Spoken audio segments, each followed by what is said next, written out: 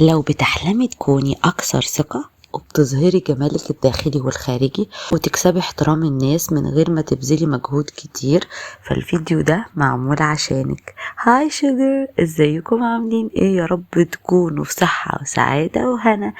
فيديو النهاردة هنتكلم عن حاجة مهمة جدا لكل بنت، ازاي تكوني بنوتة دلوعة وتحبي نفسك بجد وتبقي واثقة من نفسك جدا وتظهري ده لكل اللي حواليكي من غير اي مجهود.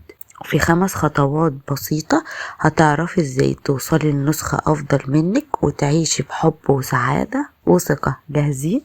يلا بينا. اول حاجة، حب النفس مش عيب، انت محتاجة توصلي لمرحلة تحبي نفسك فيها لدرجة ان الناس اللي حواليكي يلاحظوا ده. طب ازاي؟ خليكي واضحة في كل حاجة، في كلامك مع نفسك، في تصرفاتك. وعملت لكم فيديو عن تأثير الكلام السلبي اللي احنا بنقوله لنفسنا وازاي بيأثر علينا. هحط لكم الفيديو في الديسكريبشن. مهم قوي الكلام اللي احنا بنقوله لنفسنا يبقى ايجابي، ومهم قوي ان احنا نحب نفسنا.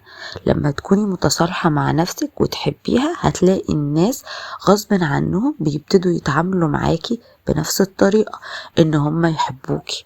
والموضوع بسيط، زي ما بتدلعي وبتكلمي حد بتحبيه لازم انتي تكلمي نفسك وتدلعيها وتحبيها اكتر. لازم تهتمي بنفسك، تجيبي لها هدايا، تقدري نفسك، مش تقدريها يعني تقدري نفسك وتعتزي بيها وتحبيها اكتر من ما بتحبي اي حد تاني. ده مش غرور ولا نرجسية، بالعكس دي اول حاجة في انك تبقي واثقة من نفسك. تاني حاجة، تجاهلي النقد السلبي. مش كل الناس هتشوفك زي ما انت شايفة نفسك، بس الأهم انت شايفة نفسك ازاي. حد يقولك تعليق سخيف ردي ببساطة قولي له بس أنا شايفة نفسي جميلة. واحدة تقولك ايه ده انت شكلك تعبان قوي النهاردة، لها لا طبعا أنا شكلي حلو وجميل وأنا شايفة أنا شكلي حلو. بعد فترة هتلاقي اللي حواليكي يا اما سكتوا ما بقوش يعلقوا، لانه ممكن تعليقهم ده اصلا غيرة منك وحاسين ان انت فعلا اجمل منهم، فهم غيرانين فبيحاولوا يقللوا ثقتك في نفسك، او يبدأوا يشوفوكي ان انت فعلا جميلة وواثقة في نفسك وان كلامهم ده مش هيأثر عليكي. خليكي ثابتة ومؤمنة بنفسك ومؤمنة بجمالك، وخلي ثقتك في نفسك عالية جدا. تالت حاجة، راقبي لغة جسدك. امشي دايما ظهرك مفرود ووشك مرفوع، مش مكسوفة مش مستحية. قاعدة وسط الناس خليكي دايما مهتمية بوضعية جسمك، تبقي قاعدة في ثقة وفردة ظهرك وفردة وشك ومبتسمة ابتسامة خفيفة، مش ماسكة الموبايل ومستخبية ومتنية وظهرك عامل كده مقتب، لا.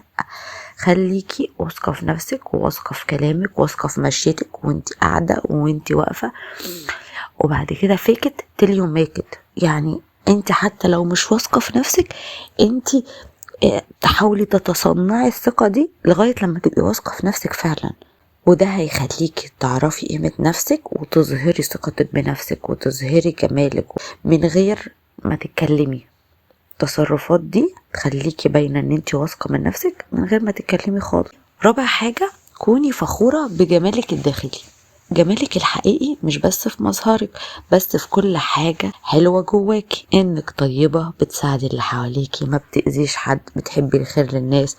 كل الصفات دي تستاهل ان انت تكوني فخورة بيها وتفكري نفسك بيها كل يوم. خامس حاجة، خليكي واثقة في كلامك ونظرتك، الاي كونتاكت. لما تتكلمي مع حد بصي في عينيه، ده بيخليكي واثقة وقوية.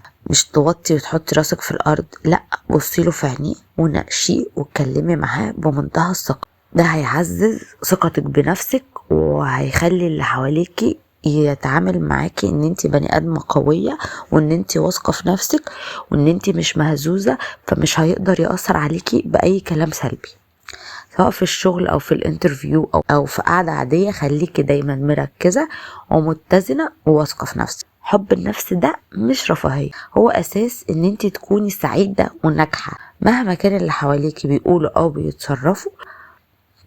اما انت تحبي نفسك وتقدريها وتعتزي بيها وتتصرفي تصرفات الناس اللي واثقة من نفسها، انت هتكسبي ثقة الناس، والناس كلها هتشوفك جميلة وهتشوفك احلى واحدة في الدنيا. وخدي وقتك وانتي بتفكري وتعبري عن رأيك. خليكي هادية ورزينة، ابتسمي واظهري اهتمام باللي حواليكي، ده بيفرق جدا في طريقة استقبالهم ليكي. ولما تتكلمي بثقة وهدوء، الناس بس مش هتحترمك لكن كمان هتاخد رأيك بجدية وبثقة. في النهاية أحب أقول لكم إن حب النفس مش رفاهية ولا حاجة زايدة عن اللزوم، ده أساس كل حاجة، سعادتك، نجاحك، طريقة تعاملك مع الناس. افتكري دايما ان انت جميلة من جوه ومن بره، وان كل خطوة بتخطيها في حب نفسك بتقربك لأكتر نسخة حلوة وجميلة منك. ما تنسوش بقى تقولوا لي رأيكم في الكومنتات. استنوا فيديوهات كتيرة حلوة عن نصايح للبنات والثقة بالنفس والأنوثة والجمال والدلع. استنوا الفيديو الجديد. أشوفكم على خير. باي باي. سلام.